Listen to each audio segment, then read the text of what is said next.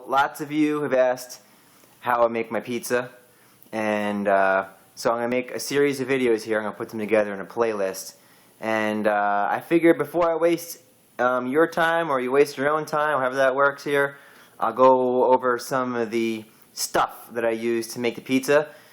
You know, if you want to know how I make it, this is what I use. You know, you could modify some of the things, but I don't recommend it because this has taken me a very long time to perfect. And I'll go through some of the equipment here. I have a pizza peel. It's not called a pizza spatula or a pizza thingy. It's a pizza peel.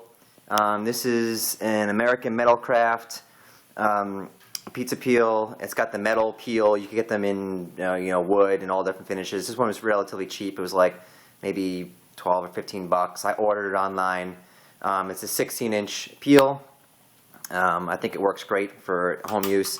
I have this, it's a laser temperature gun. You just point it, see a little laser there, and it tells you the temperature, what you're reading here, and it looks like that's about 72 degrees.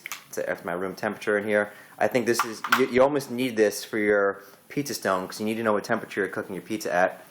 I highly recommend it. It's one of those, if you're using your oven, you might get away with not having one, but it's almost necessary. Digital scale, absolutely necessary. You need to get one.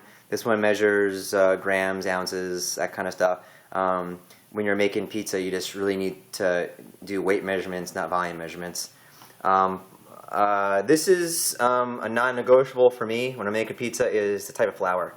And if I could kind of make this focused here. Okay, this is called double O flour. It's called Tipo, and then two O's here. So this is from Italy. It's a special blend they use to make pizzas and some other breads here. You could go on Amazon and order 10 packs of these. So these are 1 kilogram packages, which is 2.2 pounds. I think it's like 35 bucks, and you could get 10 of these. And one of these packages, for the way I make my pizza, one 1 kilogram package makes about four 15-inch pizzas.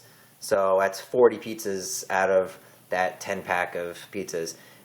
No, you can't use bread flour or any other bullshit flour. If you want to make good pizza, you gotta get double O.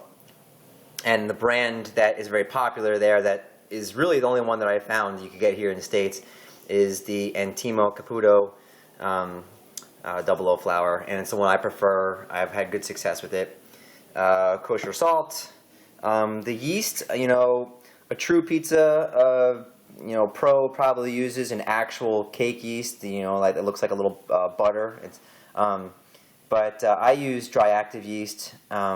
It's just way easier. It doesn't expire quickly. If I was making lots and lots and lots of pizza all the time, then I'd probably use the cake yeast. But anyway, I don't like using Fleischmann's yeast. That's the yeast that's pretty much found in probably every grocery store or major market. But I found one that I really like. It's called Red Star. I already tore one of the packets off here, but you can see it's the Red Star brand. This is what it looks like. I only use, for one 15-inch pizza, I use half a teaspoon, which I'll get into later. But anyway, you don't use a whole packet, so I usually just roll it up and put a rubber band around it, and the next week when I use it, it's usually still good. Probably wouldn't be good a month from now if you opened it and tried to use it, but I make one every week, so I think you get like 3 pizzas out of one of these little packs here. I use a little cornmeal. Nothing very specific about this. I don't any cornmeal, yellow, white, Quaker brand, I don't care. You put a little cornmeal on the peel when I'm ready to shoot the pizza in the oven. Got a little pizza pan here for cutting the pizza up. And I also have a tomato mill here, or a food mill. They're not, you just basically, if you want to use good whole tomatoes, whether they're San Marzano or California whole tomatoes, I prefer doing that. This makes a really nice, consistent pizza sauce. And obviously pizza is just dough, sauce, cheese, and so sauce is so important. And so I feel getting good tomatoes, whether you peel them yourself and mill it, or getting a canned tomato, which I think is just as good, I think this is the way to go. And like I said, they're not that expensive, like $25-30 for a pizza mill. Also, not 100% necessary, but in my opinion, I mean, just really is a mixer. Obviously, this is the toy you get when you get married for some reason. I don't know who wrote the rule on that one, but KitchenAid mixer or any mixer you have with a dough hook and a mixing bowl. That will allow you to mix the ingredients and also partially knead the dough before you store it.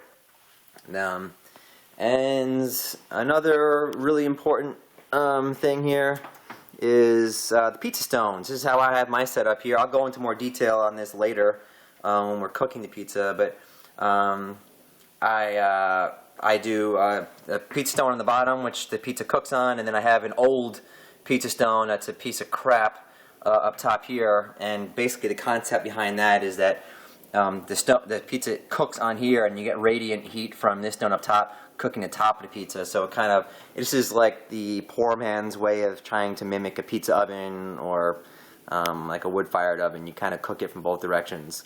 But your oven needs to go to at least 550. If it doesn't go to 550, you're sort of wasting your time. And that's it for the equipment. And I'll go into more detail about the pizza stones in the next video.